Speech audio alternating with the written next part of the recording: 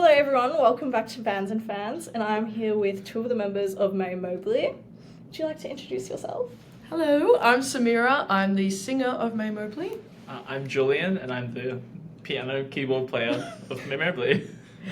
Okay, so first things first, what inspired you guys to make the band? Can I hit it? Huh? Do you want me to hit Yeah, it? yeah. Yeah. So I went through a breakup in 2022 and wrote a bunch of lyrics, and I was like, I really want to do something with it. Julian and I have been friends for years, and I was like, I knew he would be down to help me out, and we talked about it for like about a year before we actually started making it. And then got a bunch of our friends together and we're like, it was meant to be just a one-off theatre show I study theatre. It was meant to just be the one show and then move on, but we just kind of kept getting asked to do gigs and we're having fun with it, so we kept going. It was like an assignment you had to do as well. Yeah, it was one of my final shows. I was like, I gotta do this. It was like a one-time thing. We were supposed to write 5 or 6 songs and then move on. Yeah, so we were supposed to write 5 or 6 songs, and then we kind of were like, after we'd done the show, I think it was Muse. Yeah, we were kind of like, oh, that was really fun actually. And then we decided to do our first gig, but we weren't sure if we were going to continue after that. We just thought it was like good vibes, because the other members of the band were kind of like, I don't know, it was like fun writing with them as well. They had a lot of great input about what we wanted. And it was fun writing with Samira, because it was like, I hadn't done that before. Like it was our first time doing like, I guess. Yeah, definitely. Was it indie, pop, funk, that kind of writing? I don't even know what else. Like singer-songwriting, but we hadn't done that before really. Yeah. So it was, I was just getting the vibes. I actually got that theatre vibe from you guys because I listened to all your songs and I was there's big music theatre and influence. I was like, you could like hear you guys telling the story, and I'm like, that's what I like. I'm to like, see. there you go, because I'm like a theatre girly too. Like I did in like high school, like I was doing all that shit, and I was like, oh my god, I was like, they definitely are theatre students. I was like, they have to be. I feel like so many musicians start out like that though. Oh yeah, like heaps. Oh, big time. I feel like it's all theatre. Yeah. Like it's a lot of theatricality. Everyone starts there. That's the beginning, and then you go on. Yeah, for sure. Exactly. What artists musically inspire you guys? Like, who do you look up to? I'll go, then you go. You go. Okay. I would say for this era, it was Kendrick Lamar. I saw him and then was like, okay, I'm doing a show. Same. Oh, I love him so much. It was so good. Did you see that show? Because the dancing and he's all in character and he's brilliant. He's just so cool. He's my biggest influence. Lauryn Hill, her storytelling's great. Erykah Badu. Was that Tyler the Creator at the Tyler the Creator for sure. It was like the character. Yeah, because he's got all the his albums are all a different character. We want to do the same. Yeah. That it's all very like they're all eras and like different vibe. So we'll see what the next one is. We don't know. Yeah, for sure. Me, oh god. I'm really I'm really a music theatre kid, which is awful for this kind of writing. But no, it's not. It's not bad at all. That's good. But like, I guess in terms of theatre, I've always loved Sondheim. Obviously, he's amazing, and like that kind of very dramatic, but also kind of like fun writing is kind of like what I'm into. But I feel like this was not as theatre-y, not as classic. I had to like get out of my head with the theatre stuff. So like our process was a lot of listening, with Samira introducing me to a lot of these artists that I hadn't listened to. And then like being like, oh, this is actually really cool. So I got really into listening to people. He's listening to like Kendrick, like, man, this is pretty theatre. So Kendrick was like, oh, this is good, actually. This is good. And then I guess Hiatus Coyote was a big one for me in terms of like piano playing, and like their music is it's like that jazz influence that we really liked, I think. And that's I guess a good example, because I came from like a jazz piano sort of background. So I think that's how it got in there. Yeah. But then most of it was just kind of us bouncing off each other, based on Samira's lyrics, because I feel like Samira's lyrics had a lot of, like you said, story in them already, and it was kind of that's I guess where the theatre comes in. It's like matching up the story with the lyrics and the music, but I have to actively be like, this is not too theatre. Yeah. Like, sometimes he came with some very like. He's like ready for a we actually like wrote a full song recently, and then we finished writing it and we were like, this is too musical theatre. So it's been a real journey for me in that way, I guess. Yeah. You're just gonna come on stage and start doing a whole performance. Literally. Honestly, it is. Well, actually, we should do like theatre covers. That'd be cool. That would be good. I feel like you'd get a lot of attention for that. Yeah, exactly. Like people would go to see that. Yeah. Like my friends are music theatre, so like honestly, we did some merrily roll along. Yeah. Yes. So I know that you two are like besties. So how did the rest of like the band meet? Like how did you all meet each other? Like I'm guessing through school or? Yeah, through uni. So basically the rest, except for one, I did like my interactive composition was the course we were doing, and Lockie, Tom, and Linus, who are our trumpet, drums, guitar, they all did the course with me. So I met them through that, and you were like, I need musicians, and then I was like, I knew them, and I just asked them. And I met them at his 20th birthday. Yes, that's right. I remember that. I met them at his birthday like a year before. And they were really cool. Yeah. So, I mean, they were cool. But it was kind of happened through that, and then there was Tom as well. The other Tom. Yeah, so we got Tom on the bass and drums. Yeah. And then you knew him through your other... Tom and I were in a band in high school together. Oh, so it's like moving on. I brought him along with me, yeah. But I guess it's because of the uni thing, it kind of... It was supposed to be a uni project, right? So like we looked inside the uni because we wanted the rehearsal spaces and that kind of thing. So like I guess it was just like a happy accident that we kept gigging with them because we all live in like completely different areas. Oh my god, yeah. We were from the West quadrants. and they were from like Vermont. Like Lockie was from Vermont and we were from Williamstown. Wherever. Point Cook, yeah. So it was like so far away, but then we just kind of kept it going. It just kind of came all together. Exactly. When we can't use VCA anymore, it might be a problem. Oh, it's fine. We'll see. You'll find a way. See. Surely. Were you like both coached like as kids, or did you kind of just get your skills yourself? Like I've never had a singing lesson in my life. I've done theatre and stuff, so obviously you get like some coaching from doing shows, but never had like a formal singing lesson in my life, which is not good. It's not a flex. It's I need to. He helps me. He makes me warm up and. Well, my partner's a singer, she did classical voice, so she's like, very... Liv, it's like, Liv, what do we do? She's like, blow through a straw. And we're like, cool. Thank you. Yeah. I did piano lessons like anyone, I guess, but for a long time I didn't. Like there was a really big break in my piano lessons where I got really into like playing by ear and things like that. So I'm still quite shit at, oh, can I swear? I'm still quite bad. I'm still quite bad at like sight reading and reading music, and I've gotten better recently. But like, I guess it was mainly through doing bands and things like that in high school, like high school jazz band, and like being forced to play, and you're like, oh, I don't know what to play. And then obviously doing theatre as well really helps, I think, musically. He's a full-on music theatre kid. Yeah. Played Oliver when he was younger. That's right, Oliver. 100%. Great song, great show. He just kind of gives that vibe. Right? I know, yeah. You give that vibe. Yeah, if thank I saw you in the middle of nowhere, we'd be like, oh yeah, that's a theatre kid. Oh, absolutely. Thank you. It's a compliment. I gotta take that as an insult. Thank you. Is it hard to balance your time with making music and then like other stuff in life, like working, friends, etc.? And how do you balance it, I guess? I found it in patches. Like at the start of this month was hectic for us, and then now we've got nothing for a month because our bassist is away. So I find, it's not too bad. There's periods where I'm like, okay, whoa, we need to stop. And I think we're all pretty good at being like, I need time now, or like, let's make this month less hectic, or... I think what makes it stressful is just because we don't have like a weekly time. We kind of just like rehearse when we can. So it's kind of like, that's the only thing that makes it, too many of hectic. Us. It's like we tell ourselves we need to do 2 rehearsals before our next gig, and then it's like, when? So like in terms of that, it's not too, it's a little bit stressful, but it's mainly pretty chill. I think especially on the writing side.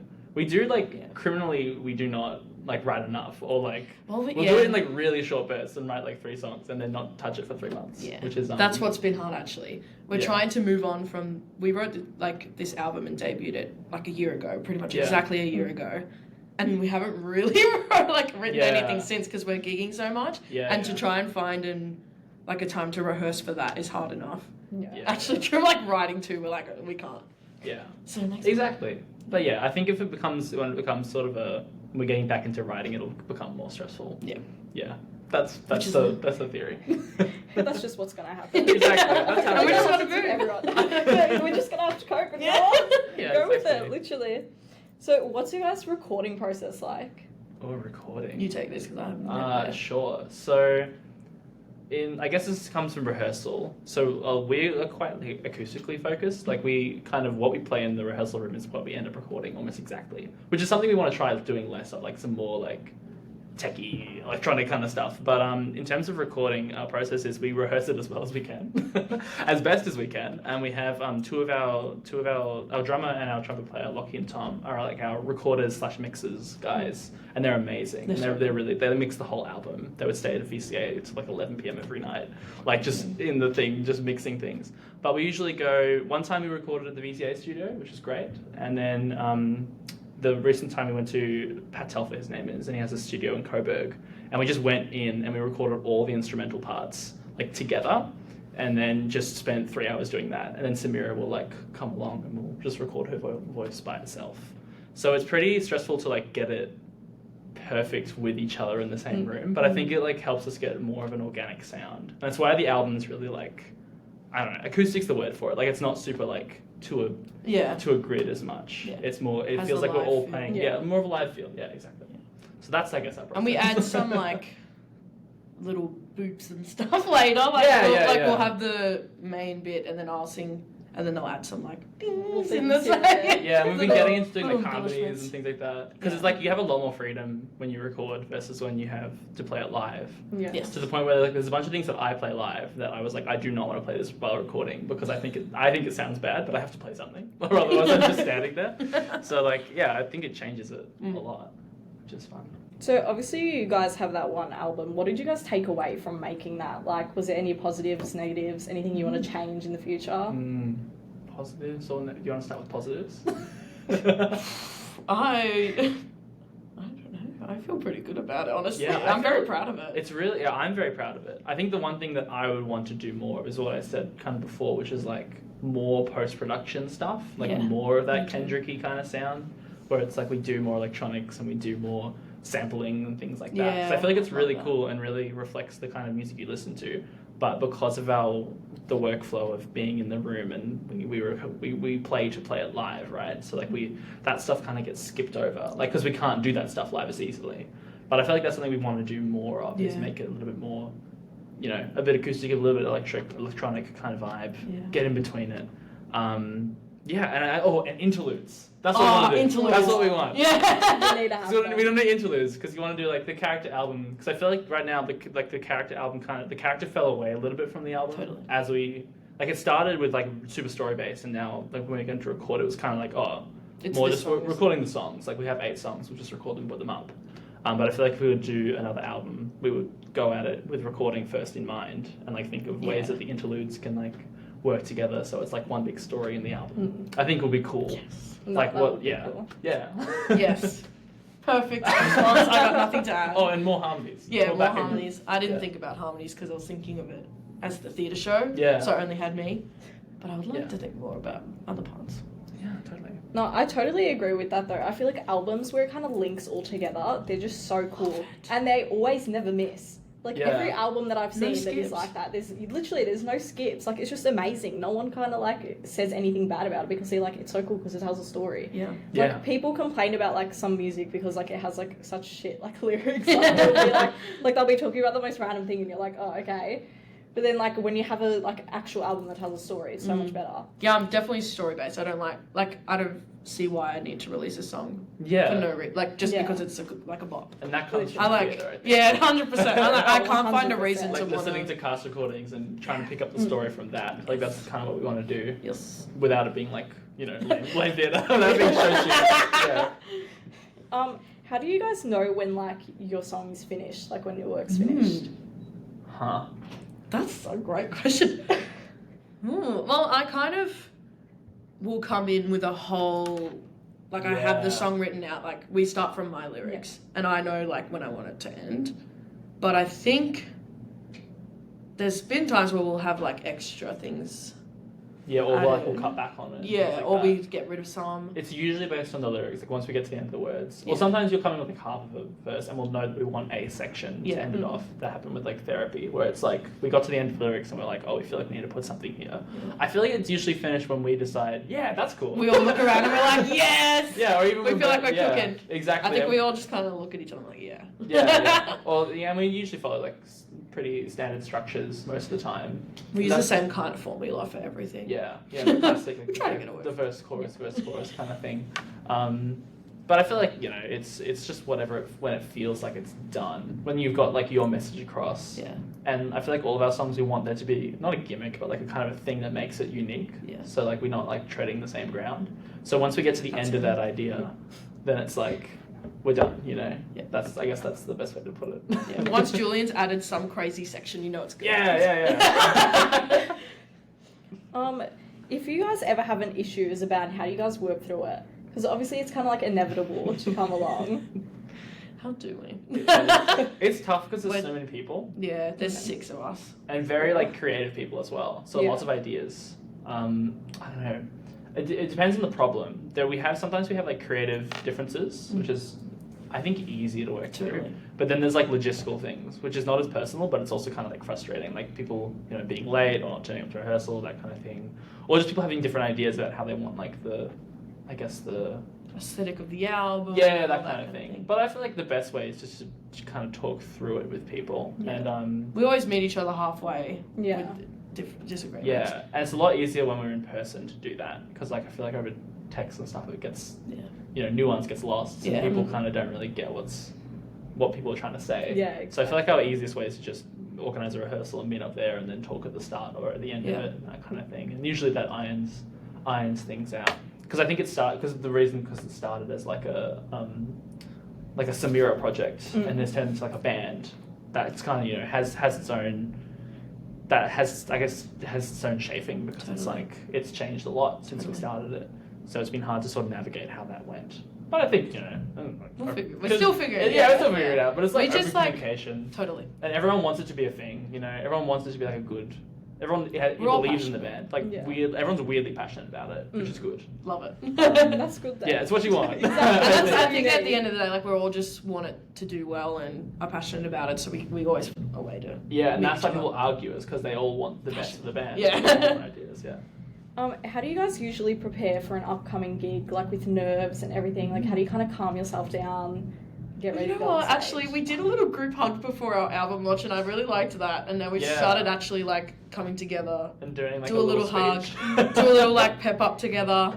That was your theatre training. Yeah. Like, I made them do a little like energy chant like, when thing. I say energy, you say power, energy. Yeah, that was good. But I feel like also it's what I think gets us into the spirit, because we've done, when you have like your headline gigs versus like your opener gigs, the opener gigs usually come, you know, like embarrassingly come like, you know, not that far away from when you start, right? So like sometimes you get there half an hour before you start, and I feel like you don't get into it as much, but with your headliner gigs you're there from like 5 p.m. So you have like 3 hours where you're just sitting there. And that kind of gets me into it. You're like watching everything, you're kind of like, okay, I'm in this and space watching now. the openers, you're like, exactly. Like they're killing it. Yeah, I feel like that's what helps me, because I always feel a bit thrown when I'm doing an opener, and it's like you arrive and then you go on stage and then you're done. It's like, whoa, that went way too fast. But I feel like I've never had like too bad nerves, except for right before I go on stage, and then when I'm on stage it's fine, because I feel like we've done it enough. First time was really scary. Yeah, first gig I was terrified. Yeah. I think I yelled at you before we went on stage. Yeah, that's okay. I was like, I don't want to go on until you stop playing. Oh yeah, because we had like a whole choreography. I was like, no. Yeah, now it's mainly just about making sure everything kind of moves smoothly, and like it helps when you can see your bandmates and you can like make eye contact with them, and it's like, you know what's going on. Yeah. I feel like I'd like laugh if I looked at like one of my friends. And I don't look at them. I couldn't. It's like doing a presentation. You look at one of your friends sitting in the front. I can't. For sure. That's because you're like in the acting the whole time. But because we're like band members, we can kind of just do what we want. But you have to be like on. Yeah, you're in it, which is crazy. Speaking of gigs, what has been your worst gig and your best gig? Okay, let's start with worst. We could agree on that one. So the Yarraville Festival. And not because of the Yarraville Festival. It wasn't their fault. It was we only had myself, Julian, and bass. So it was only piano, keys, and bass. And we were like, it's a cool, like, it was a daytime It's a laid back thing. set. We're like, we'll do a little, like, laid back set. Because I said to them, the date of the festival changed because it was like when the really bad heat was happening in summer. Yeah. So then half of us couldn't do it, and I was like, oh, like we probably shouldn't do it without them. And he was like, no, please, we need you. And we're like, okay, we'll do a chill back set. We get there, it's not chill. It's like a full sound system, like stage. quite a big stage, loud. We were like, ooh, okay. And once we like got up there and heard ourselves, we were like, oh, it just felt like wimpy. Like, we were like. To be fair, it was also one of we've only done 2, I think, outdoor gigs. Yes, that's true. Gig, which was very different. And also we had only rehearsed the laid back set once. For half an hour. Like, yeah. So I think we were a little bit like overconfident, underprepared with that one. So it was partially our fault. It just felt bad. And like no one was there. We could tell we were all there like embarrassed and like rushing through the songs, and we kept skipping stuff. We're like, let's just get off. Yeah. Because it was also really hot. It was very hot. Yeah. That was definitely our worst. Yeah. But it was good because only 3 of us were there, so it wasn't as embarrassing. Yeah. It was actually embarrassing because it's like the first time some of my friends had seen us as well. I was like, I swear, guys, we're way better than that. And the band afterwards was so good. Before and after were incredible, and we were like, that was so annoying. But the best gig, I think. What do you think it is? I would say the album launch. Yeah, the Workers' Club. Oh, that was amazing. That was my favorite because there's so many people there. There were so many people. I came out and like literally was like, whoa, because there was I think 200 people there in the end. Yeah, it looked like more too because it was such a small room. It wasn't even small. It felt huge. packed. We had people like to the side of us, huge, and it was so loud when you came out, and it was just like beautiful because we'd built. Yeah. It was the what's the word? Benefit, I guess, of we did the theatre show. A lot of everyone from like my class and the school knew the music, and they'd been waiting like a year for it to come out. So everyone knew all the songs and like so excited it's finally coming out. And they're so supportive, and it was just like, it was amazing. Yeah, it was amazing. The venue's awesome too. It was great. I love the venue. I think it was such a unique atmosphere because we played there the week after, and I thought, it would be like less when we went the second time, but it was still just as like kind of like vibes are on. And also because I think it was an album launch, it was like a very it was a thing like you post on Facebook or Instagram. So like it's like everyone's like, people who hadn't heard of us, like friends and family and stuff who had never come, decided that they would come to this one because we were like really pushing people to come to it. So I had like all my friends who had not seen it, and like my parents and stuff, and like it was very a bunch of people that I wouldn't expect there. It was great. It just felt really it was emotional. Like, emotional. Yeah. I think that I was emotional. I kept crying. We also played well, which is good. Good energy. It was good energy overall. No, it would have been amazing. I feel like those like album launch gigs are always the best. So, I couldn't stop crying. It's just the like whole really, time. It's like really personal, which is nice. Big payoff. Yeah. So do you guys mainly just use social media to promote yourself, or do you try to kind of do stuff in person as well? I'm a social media girly. Yeah. I'm a big social media Samira does most of it, and it's mainly social media. Yeah. And well, you'll get people to do posters and stuff, like but like the posters are online. Yeah, like, we don't go door to door. A lot of in-person stuff at all. We probably should. We should do that. Literally just put posters up around Smith Street. Oh, we've done it. There's a couple, like we'll put posters up at VCA, like Thomas and Lockie will, while they're mixing the album. We'll go off and print off like. Yeah. Put it on like sticky paper so no Can one you just put it up? Is that allowed? I'm not too sure actually. Well, like, look, I've done it. I see like the big glue-on posters, like roll-on posters. Like I know those ones outside kind of, I think they're paid for. Yeah, I would just but because they're like all like really like big USA bands, like from like Bring Me the Horizons poster was there last week, and I'm like, okay, like alrighty. But like I mean like on like actual Smith Street, like all those like light poles, whatever, they all have like stickers and shit all over them. Like I'm 100% sure no one had paid to put a sticker on that. So like literally put them around, even if they're just small posters. We should do that. I'm trying to get a TikTok going, but I'm not a TikTok girl. Yeah. Right now it's literally just Instagram. TikTok is so hard to figure out. It's so hard, and everyone's so like professional with the things they post. Like the standard on there is just crazy. I need to like hire somebody. Oh my god, that's stress. Yeah. TikTok is so stressful. I don't get it. People use it so much to get big nowadays. Like it's literally the whole thing. Oh yeah, if you use TikTok, it's so good to get a platform. Yeah, it's easy to get a platform in there, but you need to like figure out the algorithm, which is so hard. And I'm like, oh, it's annoying, but whatever. So, do you guys have any long-term goals, or no? Long-term goals. Do you have some long-term goals? No. Or you just going? I just kind of want to ride the wave. Being like any bigger than now would probably stress me out. But I do want to. I feel like I'd want to I want to get more people listening to our music, of course. Yeah. And I feel like another album is a long-term goal, I Yes. guess. A second and like a third, I guess. Like continuations of like our music and seeing where we can go from there would be good goals. I feel like we don't have a specific one, but playing. I feel like I'd be down to play bigger shows. Open for Hiatus Coyote. Yes, that's a good goal. Because they have this new. I don't know. This I'm asking you now. They have this new like. It's not. Is it a law where it's like Australian openers only for certain acts? I heard that. It's was like a if thing. SZA I'm comes not too here, she has to sure. have an Australian. If it's in Melbourne, it has to have an Australian opener. I'm actually not too sure. Because I heard that was a thing, and I was like, Pretty let's sure. like. Sorry. We were like, we're Get gonna us in push there, that. guys. It's like open for like at a big venue. Yeah. Would be crazy. Forum. Would be Yeah, I feel like amazing. everyone's dream venue is the Forum. Yeah. Is that both of your dream venues? Oh, I I'm love that guessing? venue. Yes. Yeah. it's Forum cool. is so beautiful. I It love is it. so nice. It's just so cool. It's such a vibe there. It's Yeah. just the best. It's I love amazing. it. Would you guys ever sign to a management if you got to that stage? Well, see, I'm not super familiar with the world, so like I'm not super familiar with what that entails. So I'd So, probably talk like- to people about it. Kind of like, I'll give a little rundown. Yes, Because I literally got out of this class just Please. Oh, so great. we'll give a little rundown.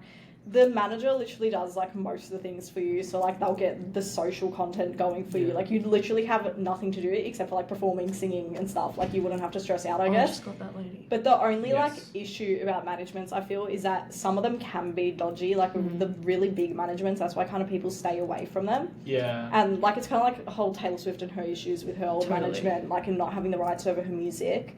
And also the thing about them, they have 20% of your work, so like all of your gains. And that's like an issue with bands because if they get 20% of all like your earnings and you have a lot of people in the band, then you're Yeah. gonna like be getting paid. All of you would be getting like earned less than the manager would will be. Like the manager will be on a much higher like Yeah, pay than all of you yeah. guys, which is like, That's thanks. interesting. I've gotten, I was doing a lot of the planning gigs and talking with venues and stuff, and then now we've shared that within the band, but it was still stressing me out. So I have a friend, Camilla, who's just come on as like a management kind of person who's going to take on some of the Yeah. organising gigs and also to help with disagreements. Yeah. So like an outside eye that's like, I think this would be the best thing so it's not personal between Yeah. bands or anything, but she's still like, I think what's really been good for us is that all of the, like our openers and all the band, like venues we play at and everything is like connections we've made Yeah. because we get along with those people. Yeah, yeah. I don't really want it to be a management who's like, this is who you are and this Yeah, is your exactly. image and you have to do this and you have to play with this person and da da da da. Like, I'm not into I that. feel like we'd be into like working with Camilla and people like that who are like an individual rather than a company at first, at Yeah. least. And like to like get an idea of what it's like, because it would be good to focus more on the writing and like the Totally. recording and that kind of thing. Because it is very much like in Melbourne, it's like you do it all yourself kind of thing. Yeah. With most bands, it's kind of like you have to write and then organize and like record and like do that all. So it'd be nice to like Yeah. I guess share that around a little bit and get someone who has more experience than we do with that. Because like people obviously you did class here just then. So like there are people who are studying this stuff. Yeah. So it's like those people are probably way more Oh, definitely. way more qualified to like making decisions about social media and like and gigs and that kind of thing. So just to getting more experience and more Yeah. expertise in would be great, I think. No, it's good to like have people close to you that you know that do that kind of stuff because at least you could trust them because if you're Yeah. signing up with like some random management, you're not going to know kind of what you're doing or what you're signing yourself up to. Exactly. And even if you're signing a contract and you've read through it, like who knows what they can be like underlying under little like lines or stuff. Seeing the managements can always stuff someone over it. Yeah, for sure. What artists would you both like to perform with? Like anyone dead or alive, literally. Oh. So many. So like I feel like you said Hiatus Coyote because I you've love met them. some of the members of the band. I hope. So that's like that's not a realistic thing, but it's like slightly more in reach than like playing with someone Like who's dead. SZA. Yeah, that kind of thing. Kendrick. Kendrick, opening for Kendrick. Love Kendrick. I feel like we'd be a good opener for like Snarky Puppy or something like that, like an instrumental more band, like a real jazzy kind of thing. Yeah, jazzy people for sure. Because then you get your like singing in your theater and into that. And I feel like they're really cool as well. Yeah. Because that Matt Colby. I love Matt Colby. Yeah. He's awesome. All those people. What do you guys do to ensure you continue to grow and develop as artists? Well, is there anything that you do to do it? I feel like something, and maybe this is something we're going to do more so than we do right now, but like for the next album, because we want it to be completely sort of separate in terms of identity and like a bit different in terms of style. So I feel like pushing ourselves to not write the same kind of music is a big thing that I've always been on. And like we've written songs that have been like, that sounds a bit like that one, we're not gonna perform it because it's just kind of the same thing. Well, that's for other artists, that's kind of their thing, is like to release an album of songs that are quite similar to get like, it's that's just a different workflow. But I feel like we're very boom boom boom, move to the next thing. So I feel like if we keep that up, I think will hopefully allow us to grow. I think getting more in touch with like the technical side of things as well for both of us will be really good. To let our the music side of things grow. What about lyrics? What about story? Lyrics. I need to get my heart broken or something. I need to have some traumatic. Have more trauma happen. Need to just live life and get experiences and write about it. That's true. Always keep a diary. Well, that's how it goes. Exactly. Like, that's how Taylor Swift got so big. She got her heart broken, like, I don't a know million how many hours times. Exactly. That's how it goes in this world. I try to write about other things and I'm like, this just doesn't hit the same. No, exactly. I feel like it just works, though. It's relatable. It's I have the most to say about it. Like, exactly. It's a strong feeling so you I just have. keep going on. You could be like, yeah, this person was such an asshole. Just keep going It's on. getting my check. Thanks so much. Yeah, just write whole albums about one person. So I it's like, absolutely did. Yeah. And it's the fact that you could gain off that shit. Yeah, And it's like, thanks. Like, you might have traumatized me, but thanks for the, like, good I guess. Exactly. Do you guys have any advice to other artists out there? Advice. Or anything, just something Do to say, your thing, post it.